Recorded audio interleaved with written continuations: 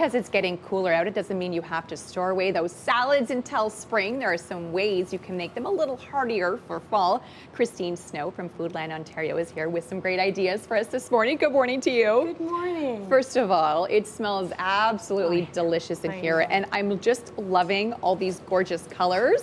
Today you're going to show us how to kind of make those salads transition into the fall season. Into the fall, exactly. I love that. I know. Well, there's so much available right now, you know, and so I get really excited when I go to the farmer's market and I kind of get so much, and then I think, oh, what am I going to do with all this? Okay. And in these 3 simple recipes, we're seeing like over 10 fruits and veggies that are available all season, and some of them all year. Okay. So we're going to assemble this salad, which is a roasted vegetable and farro salad. And what I love about this is, first of all, it's so nutritious, it's so colorful and beautiful, but it's also sort of simple. So you just roast all your vegetables.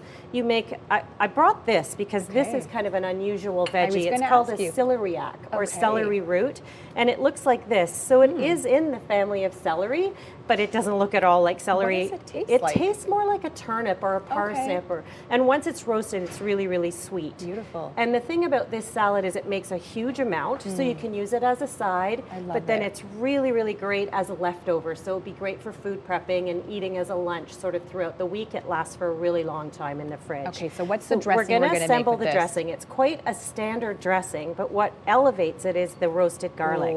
So you roast the garlic with the veggies, and you just squish the garlic. I know, right? Sold right out there. roasted garlic. I know. And then we're going to add some apple cider vinegar. Okay. Okay, and some maple syrup, some Dijon, and a little bit of salt and pepper. Okay. And basically, I brought a whisk today. Yeah. But when I made it at home, I used the emulsion blender. Oh, I thought it might be a bit messy on TV, you know. But when you use the emulsion blender or the immersion blender, it emulsifies everything and makes it kind of creamy and delicious. So the garlic breaks up a little better than being in chunks. Exactly. Okay. And then just to assemble the salad, we've got the roasted veggies. They just get tossed into a beautiful platter. We're going to add kale and radicchio for more nutrition and more color. And the color. Yeah, and just toss a little bit of dressing on there. And after you've got all the veggies mixed together, we just add some goat cheese. Oh, sorry, I forgot to add the farro. Okay. Yeah, the farro is just a beautiful, nutty, chewy grain. And if you don't have farro, you could use brown rice or you could use quinoa.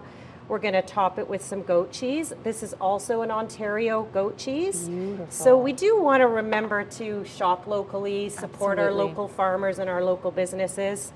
And these are just sort of an elevated pumpkin seed. If you don't have time to toast your pumpkin seeds with spices and things like that, just put on some pumpkin seeds. So healthy for you as well, pumpkin seeds. So healthy, yes. Okay, and then that's the finished product. Look at how beautiful that is. It's so pretty, and you know when you see all those colors, there's so much nutrition. Absolutely. You know? I think there's at least 10 veggies in there. So, yeah. Stunning. Okay, let's get to the soup quickly because you were teaching me something earlier on how to add a little protein to our creamy soups. I love this soup so much. It's a creamy curried parsnip and carrot soup. Beautiful. And it's the simplest soup to make at home. You're just going to simmer all your veggies. Well, basically your 3 veggies.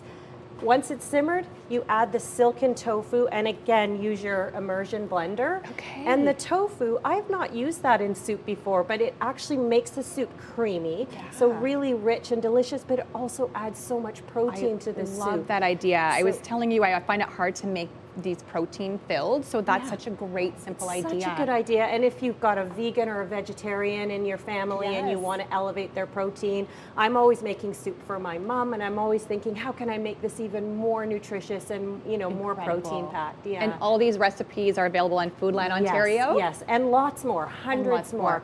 Like this beet one that we didn't get to, but you know what? You can head to the website if you're interested to learn more about this beet, apple, and dill salad, which looks absolutely divine. Thank you, Christine, for joining us today.